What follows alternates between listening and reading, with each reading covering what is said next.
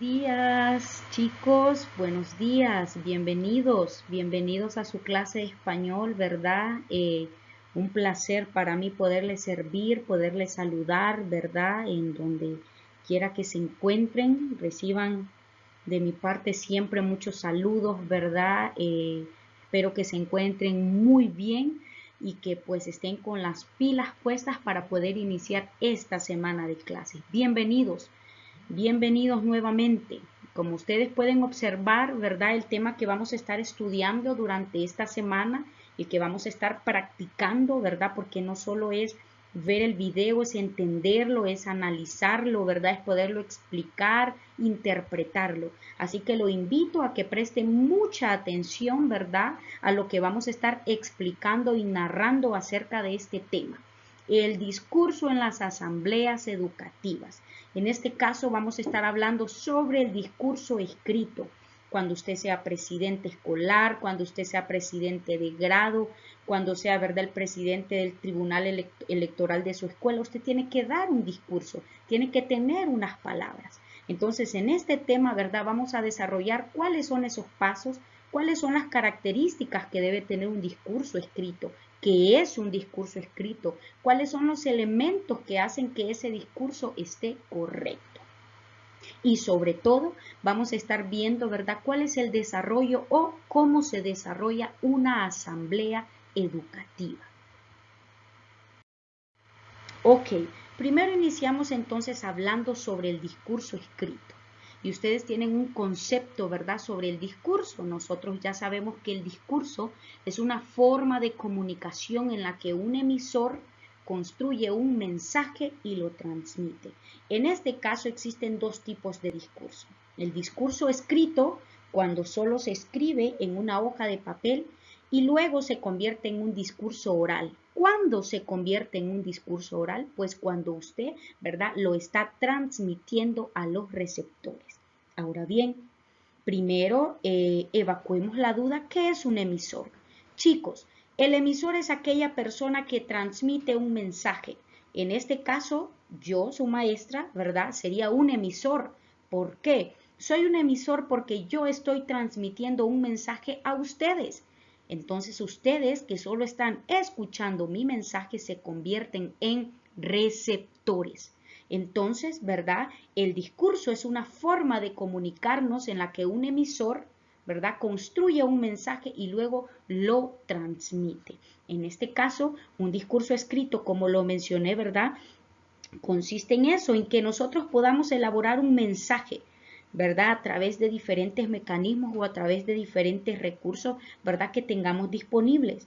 Entonces, por eso el discurso, ¿verdad?, tanto escrito como oral, tratan de un acto comunicacional, donde interviene el emisor, o sea, yo, o la persona que está enviando el mensaje, que así se le llama emisor, y también interactúa el receptor. El receptor son ustedes, o sea, las personas que escuchan el mensaje, ¿verdad? Entonces, por eso también existen diferentes tipos de discurso, pero en este caso solo estamos estudiando el discurso en una asamblea educativa. Una vez que conocemos, chicos, qué es el discurso, que ya sabemos que es un mensaje, ¿verdad? Es un medio de comunicación donde el emisor transmite un mensaje. Pero este discurso, para que sea correcto, debe tener, 1, elementos, 2, debe tener características. Expliquemos cada una de ellas. Primero, los elementos que debe tener el discurso, o sea, a la hora de usted redactar el discurso, de escribirlo en una hoja de papel, su discurso debe tener los siguientes elementos. En el discurso deben haber sustantivos, que usted ya lo conoce, debe haber artículos, el, la, los, debe haber adjetivos, debe haber pronombres, verbos, tanto en participio, deben haber adverbios, deben haber preposiciones, deben haber conjunciones y deben haber interjecciones. Entonces, para que su discurso escrito esté correcto, debe tener todos estos elementos. También en un discurso escrito deben haber comas, deben haber puntos, deben haber signos de interrogación o exclamación, Deben haber puntos suspensivos, deben haber 2 puntos, punto y aparte, punto y coma. Deben haber, ¿verdad?, todas las reglas de los signos de puntuación, igual que reglas ortográficas, ¿verdad? No se deben cometer errores ortográficos. Estos elementos los debe tener su discurso cuando usted lo esté escribiendo. ¿Para qué? Para que su discurso tenga ritmo, tenga tonalidad, a la hora que se vaya a pronunciar ese discurso, ¿verdad?, se pueda transmitir un mensaje claro, ¿verdad?, en un lenguaje sencillo y coherente, ¿verdad? Utilizar palabras que sean claras para que las personas que vayan a escuchar ese discurso, ¿verdad?, puedan captarlo de la mejor manera. Pero como en este caso, ¿verdad?, solo estamos hablando del discurso escrito, por ahora solo estamos trabajando la parte escrita. Pero para que sea correcto, recuerde, debe tener todos estos elementos. Ahora bien, vámonos a las características generales del discurso, ¿verdad? Aunque cada discurso, chicos, porque así como lo mencioné anteriormente, hay diferentes tipos de discurso, ¿verdad? Cada uno tiene características propias. Dentro de esas características nosotros podemos distinguir, ¿verdad?, diferentes características, pero las que yo les voy a mencionar son las principales características del discurso. ¿Cuáles son? La objetividad, la especialización, la precisión y la verificabilidad, ¿verdad? Estas son características generales. Hay muchas características que debe tener un discurso, pero yo le voy a hablar de estas 4 características generales que no deben faltar en ningún discurso, ¿verdad? Entonces, iniciemos primero la objetividad. La objetividad, chicos, y quiero que me presten mucha atención, porque esto lo vamos a preguntar y lo voy a practicar en nuestras clases en vivo. Cuando hablamos de la objetividad, si usted desea puede anotar lo que voy a explicar. La objetividad, chicos, son todos los hechos y opiniones que se encuentran en el discurso, ¿verdad?, que serán tratados con objetividad por parte del emisor, siempre y cuando, ¿verdad?, eso que se digan, esas opiniones o esos hechos, ¿verdad?, no se salgan de contexto. ¿Qué quiere decir esto? Que todo lo que se va a hablar en el discurso debe ser objetivo, debe ser claro y debe asemejarse a la realidad en la que estamos viviendo. Por eso dice que debemos mostrar objetividad, o sea, hablar con la verdad, ¿verdad? Eso es ser objetivo, decir las cosas como son.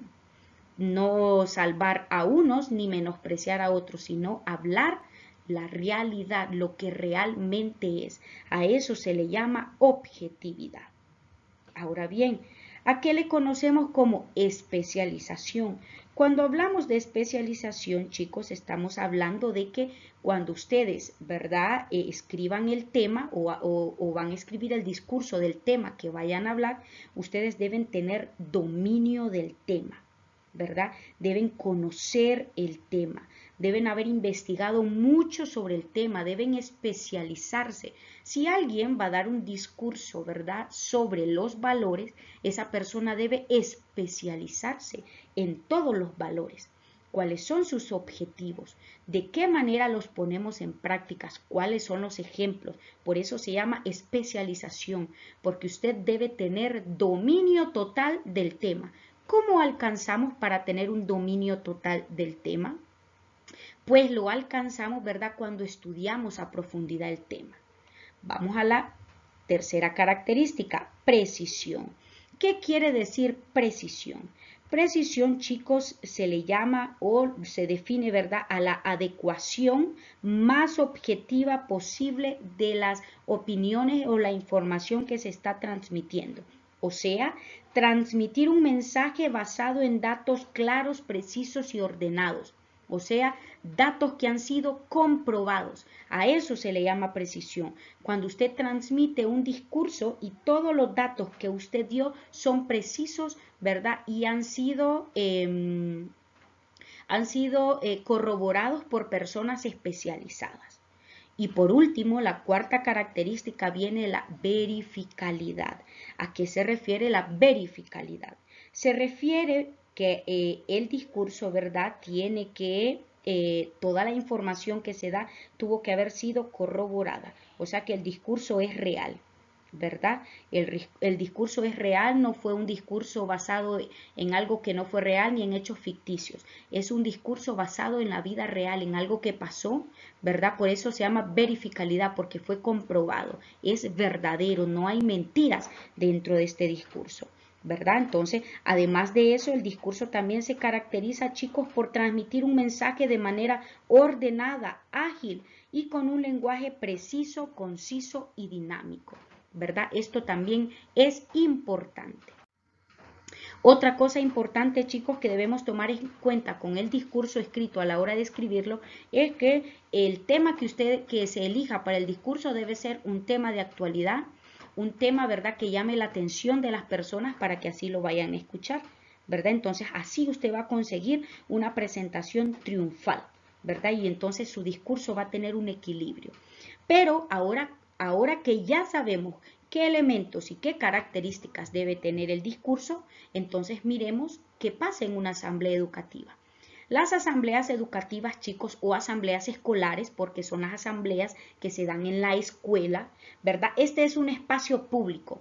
Es como que yo haya ganado, ¿verdad?, la presidencia de la escuela, soy la presidenta del gobierno estudiantil de la escuela, entonces en actos importantes al presidente siempre le toca dar la palabra, ¿verdad? O al presidente de grado, o, ¿verdad?, algún maestro que le toque dar algo. Entonces la asamblea escolar es escolar o educativa, ¿verdad?, porque habla de educación y se desarrolla en el centro educativo. Es un espacio público, ¿verdad? Es una herramienta metodológica de carácter pedagógico que se ha utilizado por muchos años para mejorar los procesos de enseñanza-aprendizaje. Estas asambleas educativas, ¿verdad?, favorecen la formación integral y participativa. ¿Por qué? Porque promueven la cultura, ¿verdad?, promueven los derechos de la niñez y la adolescencia, estrechar lazos entre escuelas y la comunidad. Entonces, en las asambleas educativas también muchas veces es cuando se reúnen muchas escuelas a compartir, se dan palabras, hay un espacio público, entonces a eso se le llama asamblea educativa. Cuando queremos transmitir un mensaje, ¿verdad?, que fortalezca los lazos educativos entre las escuelas. Ahora bien, miremos cuáles son los pasos para desarrollar una asamblea educativa. Lo primero que se hace, ¿verdad?, es dar la apertura de bienvenida, o sea, dar una bienvenida, ya sea por un maestro, ya sea por el director de la institución, por el presidente estudiantil de la escuela, ¿verdad?, una persona importante, entonces se le da la bienvenida. Si están 2 escuelas, 3 o si están todos los grados reunidos, pero va a haber un mensaje que se transmita, a eso se convierte en una asamblea educativa. Luego de dar la bienvenida, sigue el siguiente paso. Se definen los temas que se van a tratar, ¿verdad?, en esa asamblea, los temas de estudio. Si se va a hablar del orden de la escuela, si se va a hablar que vamos a plantar un jardín, o sea, si va a hablar cuando hay muchas escuelas que van a compartir con juegos, se dan los temas o las indicaciones, ¿verdad?, que se van a desarrollar en esa asamblea. Luego de eso, ¿verdad?, viene el trabajo en equipo y la generación de preguntas. Si hay alguien que tiene que preguntar, ¿verdad?, lo hace. Si hay alguien que tiene una duda, entonces lo hace.